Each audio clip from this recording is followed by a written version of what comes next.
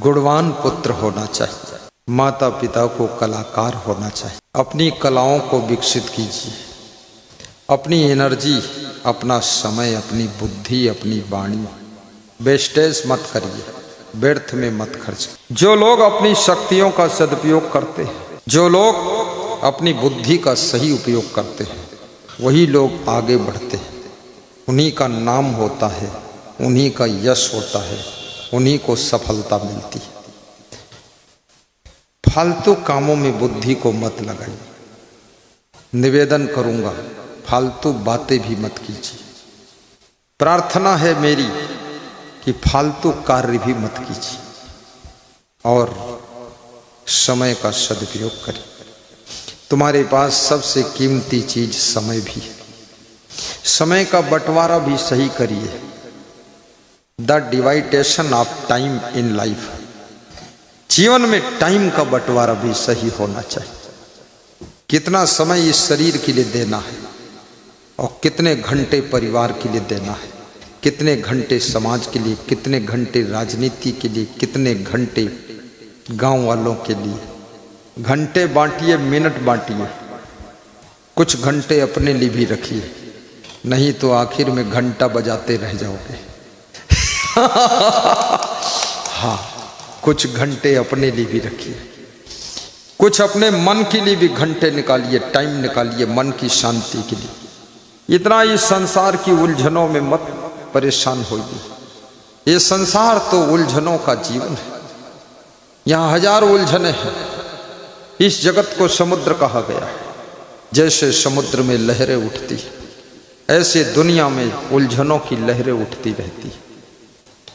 आप थोड़ा समय मन की शांति के लिए भी निकालिए, थोड़ा समय सत्संग के लिए भी निकालिए, थोड़ा समय पर सेवा, जन सेवा, ग्राम सेवा, देश सेवा, गौ सेवा, गुरु सेवा, संत सेवा के लिए भी निकालिए और थोड़ा समय अपने रिश्तेदारों के लिए भी निकालिए।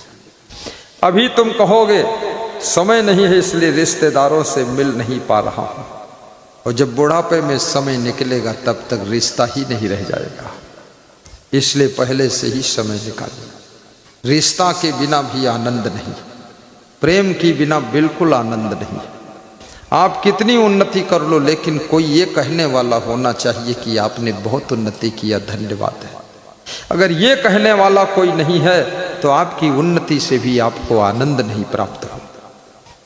आप बहुत अच्छी कार ले आए, लेकिन 4 लोग जब कहते हैं आपकी कार बहुत अच्छी है तो आपको अच्छा लगता है। आप कितना ऊंचा मकान बना लें, जब 50 रिश्तेदार कहते भाई मकान तो टॉप का बनाया आपने, तो आपकी थकान उतर जाती है, मुस्कुरा देते कि हाँ अच्छा मकान है। तो ये कौन कहेगा? ये दोस्त कह सकते हैं या रिश्तेदार कह सकते हैं, लेकिन कब कहेंगे? जब रिश्तेदारों के लिए थोड़ा समय निकालना पड़ेगा। शरीर के लिए भी समय निकालिए, व्यायाम कीजिए डेली। हर नेता को, राजनीति के क्षेत्र में काम करने वालों को कम से कम आधा घंटे सुबह योगा करना चाहिए, आधा घंटे पैदल भी चलना चाहिए, 1 घंटे का समय निकालिए।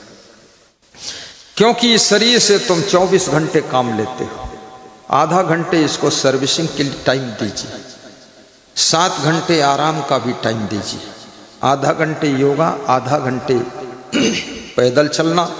फिर शुगर नहीं होगी, अन्यथा शुगर धीरे धीरे हो जाएगी। और शुगर की बीमारी ऐसी है कि अंदर से तुमको खोखला कर देती है। जिसको शुगर हो गई तो सबसे पहले दिमाग डैमेज होगा, फिर आंखें डैमेज होंगी, फिर दिल डैमेज होगा, किडनी डैमेज होगी, लीवर डैमेज होगा, और फिर हड्डी डैमेज होगी, हाथ पैर डैमेज होंगे। शुगर का मतलब है लकड़ी में लगा हुआ दीमक का कीड़ा, जैसे लकड़ी को भीतर भीतर खोखला कर देता है, ऐसे शुगर की बीमारी तुम्हारे सुंदर से सुंदर बलवान पहलवान शरीर को भी अंदर से खोखला कर देती है। इसलिए शुगर की बीमारी से सावधान रहें। बोलिए सद्गुरु भगवान की जय। और शुगर की बीमारी की सबसे अच्छी दवा है पैदल चलना। 1 घंटा अगर पैदल चल दो तो शुगर का बाप भी दूर भागेगा। आधा घंटा अगर योगा कर लो सुबह, आधा घंटा शाम को, शुगर का काम खत्म हो गया। और जोर से हंस लो तो शुगर 50% घट जाएगी। और गहरी नींद सो लो, शुगर खत्म हो जाएगी, शुगर फैक्ट्री लग जाएगी अपनी।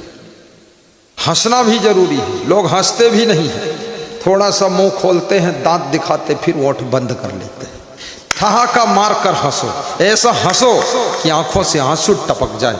वो हंसी होनी चाहिए, खुली हंसी हो, ठहाका की हंसी हो, ऐसी हंसी हो, कैसी हंसी हो, जैसी मेरी हंसी है ऐसी तुम्हारी हंसी होनी चाहिए। ये दुनिया में रोते रहोगे तो भी दुनिया तुमको धन्यवाद नहीं देगी, और ठहाका लगा कर हंसोगे तो भी दुनिया कुछ तुम्हारा ले नहीं लेगी। इसलिए हंस करके जिंदगी जीना सीखो। भगवान कृष्ण हंस करके जीते थे, और भगवान राम मुस्कुरा कर जीते थे, और कबीर खुश होकर जीते थे। लेकिन तुम टेंशन में जीते हो। क्या लेना है इस दुनिया में, और क्या झंझट है। हंस करके जी लो। जो प्रेम करेगा ठीक है, नहीं करेगा तो गुरुदेव का आशीर्वाद है, सब ठीक है। जय जय जय। झंझट तो खत्म होने वाले नहीं, याद रखना। बचपन में जब भगवान कृष्ण का बेटा अपहरण हो गया, कहीं गायब हो गया, छोटा बच्चा, भगवान के मन में थोड़ा झटका लगा। रुक्मणी रोने लगी, भगवान समझाने लगे रोना मत। 18 साल का जब बेटा हो गया तब लौट कर आया और माँ को मिला। माँ रोने लगी, ये 18 साल बाद आया। कृष्ण ने कहा रो मत, बहुत अच्छा है, बचपन से अपहरण हुआ था, पालना पोसना पड़ता, पढ़ाना लिखाना पड़ता, बिल्कुल फिट होकर आया है, जवान होकर आया, सेवा करेगा। तो रुक्मणी ने पूछा ये साथ में स्त्री कौन सी है। तो कृष्ण भगवान के पुत्र ने कहा माता जी आपकी बहू है ये। तो इसकी उम्र क्या है, बोले इसकी उम्र 36 साल है। तो तेरी, बोले 18 साल। तो दुगनी उम्र की स्त्री लाया है तू, बोले बिल्कुल ट्रेंड बहू है माता जी, सिखाना नहीं पड़ेगा। और कृष्ण हंसने लगे ठहाका लगाकर, रुक्मणी रोने लगी कि अरे ये बहू कहां से ले आया। भगवान ने बोला अच्छा हुआ, ना कार्ड छापना पड़ा, ना किसी न्योता देना पड़ा, ना ढोल वाले को बुलाना पड़ा, ना शादी वादी करना पड़ा। बेटा होशियार है, अपने आप ले आया, बहुत बढ़िया, धन्यवाद। चल घोड़ी धान धान, जैसी चल तैसी जजमान। याद रखना भगवान कृष्ण हर परिस्थिति में, कंडीशन, पोजीशन, सिचुएशन में अपने मन को समझाना जानते थे। जो आदमी अपने मन को समझाना जानता है वो आदमी कभी दुखी नहीं होता है। जो अपने को नहीं समझा पाता, दूसरों को, गांव भर को समझाता है, वो दुख के समुद्र में डूबा रहता है। इसलिए खुद के मन को भी रोज समझा दिया करो ताकि टेंशन ना हो, दुख ना हो, पीड़ा ना हो। ये तो दुनिया के झमेले हरगिज कम न होंगे। अफसोस बस यही है कि एक रोज हम न होंगे, एक रोज हम न होंगे। ये झमेला कम होने वाला नहीं। ये संसार के झमेलों को झेलते झेलते दादा दादी मर गए, दादा दादी के माँ बाप मर गए, उनके माँ बाप मर गए, सब मरते चले जाने, और झमेले जिंदा हैं, और जो जिंदा थे वो मर गए। और तुम भी मर जाओगे, झमेले फिर भी रहेंगे। झमेले मिटने वाले नहीं, झमेले झेलने वाले मर जाते हैं। इसलिए मरने से पहले झमेलों के बीच में हंसना सीखो। कांटों की गोद में गुलाब का फूल मुस्कुराता है, ऐसे झमेलों के कांटों के बीच में आपकी जिंदगी का गुलाब भी मुस्कुराना चाहिए, हंस करके जीना चाहिए।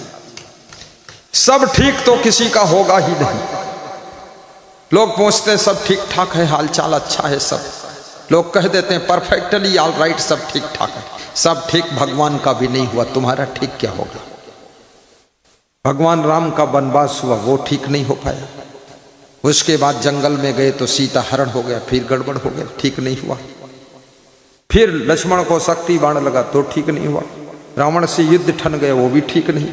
ठीक कुछ होगा ही नहीं। सब बिना ठीक में ही जिंदगी जीना है, और जो जैसा है उसी में हंस करके रह लेना है। काम करते रहो, मुस्कुराते रहो, वक्त जीवन का यूं ही निकल जाएगा। और गर लगन सच्चे सदगुरु में लग जाएगी तो जीवन का नक्शा बदल जाएगा, जीवन का नक्शा बदल जाएगा। तालियां जोर बजाइए। तालियां कमजोर हैं, इसका भी कारण है। तालियां क्यों नहीं बज रही, इसका भी कारण है। तालियां धीरे बज रही, इसका भी कारण है। जब टेंशन तादाद से ज्यादा होती है तो तालियां नहीं बजती है, और चिंता जब जरूरत से ज्यादा होती है तालियां धीरे बजती है। और जब अंदर अंदर ज्यादा उलझन होती है तो तालियां कम बजती है। इसलिए याद रखना, बेइज्जती का सवाल है, इज्जत का सवाल है। ताली जोर बजाइए, नहीं तो मैं समझ जाऊंगा तुम तादाद से ज्यादा टेंशन में पड़े हुए। अब सबने ताली इसलिए बजाई है कि इज्जत बचाना है, बाकी टेंशन खत्म थोड़ी हुई। तुम खत्म हो उससे पहले टेंशन को खत्म कर लीजिए, अन्यथा टेंशन के कारण कम उम्र में ये टेंशन तुमको खत्म कर देगी। दो में से एक को खत्म होना है, चाहे टेंशन को तुम खत्म कर दो चाहे टेंशन तुमको खत्म कर दे। तो ज्ञान की तलवार से अपनी टेंशन और चिंता की गर्दन काट दीजिए, उसको खत्म कर दीजिए और अपने आप को जिंदा रहने दीजिए। बोलिए सदगुरुदेव की जय हो। साहिब बंदगी साहिब होली का सत्संग है, इसलिए थोड़ा ताकत बढ़ रही है। और सुबह साबूदाना की खीर भी खाया हमने, उसकी अलग से ताकत है। इसका मतलब ये नहीं कल सब लोग साबूदाना की खीर ले आओ तो हॉस्पिटल भी पहुंच जाऊंगा। उल्टा अर्थ मत लेना, बहुत ज्यादा मैं खाता नहीं, बस सादा जीवन सादा भोजन। ये तो मैं प्रशंसा कर देता हूँ, अरे लाओ लाओ माल ले आओ माल ले आओ, खाता नहीं। ज़्यादा खाने से पेट इतना बड़ा हो जाएगा जैसे इंडिया गेट। हाँ, पेट को अलग से बांध के रखना पड़ेगा गमछा में। आज एक भगत वो चादर देगा 20 चादर, तो सब चादर से पेट बांधना पड़ेगा। उसकी दया थी, करुणा थी, किसने दिया था 20 चादर? खड़े हो जा, वो देखो पीछे, इधर निकल के आ जाओ, तो आ जाओ। 20 चादर लाया था, एक चादर मैंने उसी को ओढ़ा दिया, 19 में ले लिया और 25 साधु है। अब चादर जब बटेगी तो साधु साधु में झगड़ा होगा, 6 को मिलेगी नहीं। यहाँ बैठो, नीली कुर्सी पर आगे आओ। ये भक्त है चादर देने, कितना प्रेम है इसका। 20 चादर लाया, श्रद्धा देखिए। देने का मन हो गया कि गुरु को क्या दूं, होली भी है, गुरु मिलेगा तो खाली क्या मिलूं। चादर दिया है, बहुत अच्छी चादर। ऐसी ऐसी चादर हम लोग प्रयोग करते हैं, ओढ़ लेते हैं, पहन लेते हैं, कुछ कर लेते हैं। गुरु की सेवा में सबको भाव से समर्पण करना चाहिए। जीवन बहुत अच्छा है, घोग सम की धरती धन्य है। यहां कभी न कभी तो ऋषि मुनियों ने तप किया होगा। माताएं धन्य हैं जिन्होंने ऐसी आत्माओं को जन्म दिया है, जिन्होंने गुरु को बुलाकर सत्संग करवाया है। मैं आशीर्वाद दे दूंगा सत्संग कमेटी को, शंभुदास, शंभू साहब धन्य हो। जिस कमेटी के द्वारा इतना बड़ा समागम रचा गया है, और मेरी इच्छा भी थी कि होली में घोग सम में मनाऊं, तो मुझे होली यहाँ करने का अवसर मिला है। और होली में ज्ञान रंग बरसाऊं, भक्ति बरसाऊं, प्रेम का रंग बरसाऊं। ये गोबर और कोयला, लाल और पीला रंग ये नहीं चाहिए, हमें तो भक्ति का रंग चाहिए प्रभु। हमें तो आपके प्रेम का, सेवा का रंग चाहिए, कृपा का रंग चाहिए, आशीर्वाद का रंग चाहिए। जब मीराबाई कृष्ण के मंदिर में जाती है, कृष्ण मीरा से पूछते हैं कुछ मांगना है क्या? तो मीरा कहती है श्याम पिया मोरी रंग दे चुनरिया। मीरा ने यही मांगा है कि हे श्याम, तुम मेरे पिया हो, परमात्मा हो। पिया माने परमात्मा होता है। 2 प्रकार के पिया होते हैं, एक तो संसार का पिया होता है जिसको पति कहते हैं, पति को भी पिया कहा जाता है। समझ रहे हो कि नहीं समझ रहे? पिया। और परमात्मा को भी पिया कहा जाता है। ये 2 पिया होते हैं। इस लोक का पिया नारी के लिए उसका पति है, और परलोक का पिया परमात्मा है। इसलिए पति को परमेश्वर का स्थान दिया जाता है, पति को परमेश्वर भी कहा गया है। पति का सम्मान करना चाहिए। जो नारी पति का सम्मान करती है उसके घर में कभी गरीबी नहीं आती है। जो पुरुष अपनी स्त्री में लक्ष्मी का रूप देखता है और लक्ष्मी समझ करके उसका आदर रखता है, उसके घर में कभी लक्ष्मी कम नहीं होती है, घर लक्ष्मी से भरा रहता है। इसलिए स्त्रियों को भी दुखाना नहीं चाहिए। जैसी भी तुमको स्त्री मिली है, जैसा भी पति मिला है, भाग्य में यही था, उसी के साथ में प्रेम से रहो। तुम्हारे दोनों के माध्यम से कोई दिव्य आत्मा का जन्म होगा। तुम अपने को साधारण मत समझो। जो गुरु मिला है उससे खूब प्रेम रखो, और जो शिष्य मिले हैं उनसे भी खूब प्रेम करो। किससे प्रेम करोगे? प्रेम के सागर बन जाओ। जितना ज्यादा तुम्हारे दिल में प्रेम लहरें मारेगा, उतना ही ज्यादा तुम सुखी रहोगे, विकास भी करोगे। और घर से प्रेम की शुरुआत करिए।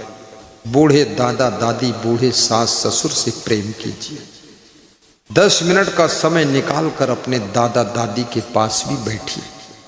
5 मिनट जरा सास ससुर के पास भी बैठिए। 10 मिनट का समय अपने पत्नी को भी दीजिए, और 10 मिनट समय निकाल कर अपने पति के पास भी बैठिए। जब पति आए तो बर्तन मांजना शुरू कर दिया तुमने, पति घर में आया तो कपड़े पीटना शुरू कर दिया, पति कुछ बोला तो पति को भी पीटना शुरू कर दिया। ये तरीका गलत है। थोड़ा काम जल्दी जल्दी पहले से निपटा लो और पति के पास बैठो, फ्री होकर बैठो, प्रेम से बैठो। और अपने बच्चों के लिए भी समय निकालिए। थोड़ा कम से कम बच्चों के साथ में फ्री होकर 10 मिनट बैठ जाइए। बच्चों को समझाइए भी, बच्चों को ज्ञान दीजिए, बच्चों को बुराइयों से बचाइए, बच्चों को अच्छे अच्छे संस्कार दीजिए। बच्चे सिखाने से सब सीख सकते हैं। बच्चों के सामने स्वयं भी गलतियां मत करिए। बच्चे जो देखते हैं, सुनते हैं, उसको सीखते हैं। तंबाकू मत खाइए, छोड़ दीजिए। जिस दिन से बच्चे जन्म ले लें, दारू पीना मना है, तंबाकू खाना मना है, पुड़िया खाना मना, सिगरेट पीना मना, गाली देना मना, बुराई करना मना, चाय भी कम पीना है। बच्चों को वाणी से समझाने के बजाय अपने आचरण से समझाना शुरू कर दो। हमारे आश्रम में कहीं बोर्ड नहीं लगा है कि नशा व्यसन मत करो, लेकिन हम जब नशा नहीं करते हैं तो जो भक्त आता वहां नशा कोई करता ही नहीं। सब समझ जाते हैं यहां कंट्रोल में रहने। दुनिया को सुधारने से पहले खुद को सुधारना जरूरी है, और बच्चों को महान बनाने के लिए खुद को महान बनाना जरूरी है। और ये भी याद रखना, थोड़ा समय पड़ोसियों के लिए भी दीजिए। उनके साथ भी बैठकर कभी कभी प्रेम की चर्चा कीजिए। थोड़ा समय परोपकार के लिए भी निकालिए, और थोड़ा समय और धन और बुद्धि सत्संग के लिए भी निकालिए। कमाया हुआ धन किसका बचता है? विदेशों में जा करके लोग धन खर्च करते हैं। विदेशों में लोग जा करके क्या क्या करते हैं मैं मुंह से कह नहीं सकता, लेकिन तुम धन्य हो जो घोग सम में रह करके गेहूं और धान उगा करके, भैंस पाल करके, थोड़ा धन बचा करके सत्संग में लगाकर, गुरुदेव को बुलाकर ज्ञान की गंगा बहा रहे हो।